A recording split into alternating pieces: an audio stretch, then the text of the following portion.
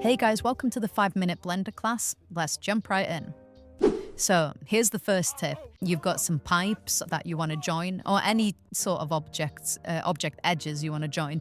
Instead of manually extruding and, rotating like this. And if we do this, it turns out sharp and jaggedy.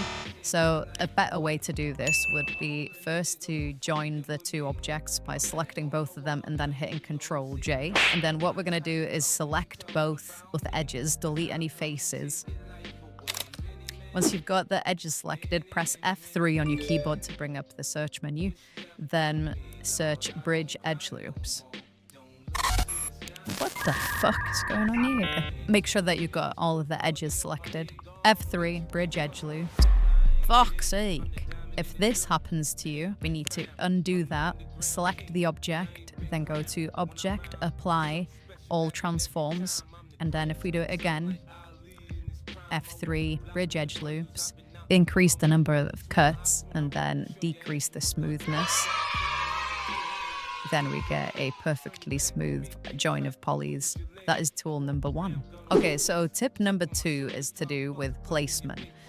So the donut here is just an example, but if you're trying to add detail where you're having to copy and paste objects a lot and, rotate and manually just place, as you can see, it's going to take some time getting them all rotated exactly to the right angle. So what we can do instead is put these objects here in a collection by themselves.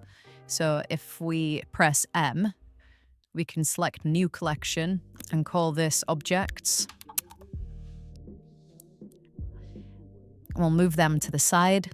Now what you want to do is select the object where you want to distribute the smaller details and add a new particle system. So if we go down here and create a new particle system, we're going to change this emitter to hair.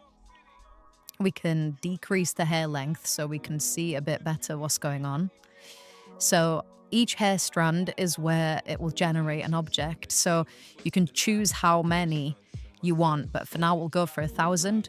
And then you want to go into the render tab and change the render as from path to collection. And here under instance collection, we can choose which collection, and that's the one we set up earlier.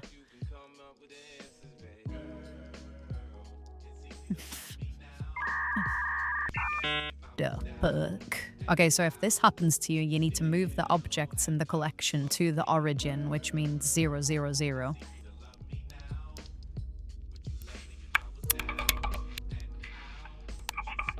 So once you do that, the sprinkles should generate.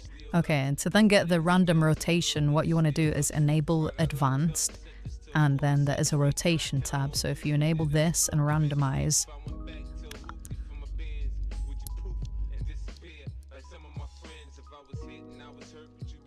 we get a bit more variation. Then if we go down to children and go to interpolated, change the display amount to like 1 or 2. And then, yeah, we've got a sprinkled donut. But you can use this method for a ton of different things in terms of placement, like trees, buildings, and like we've done here, little details on objects. So tip number 3 is how to generate any object along a spline. So this road is controlled by this spline.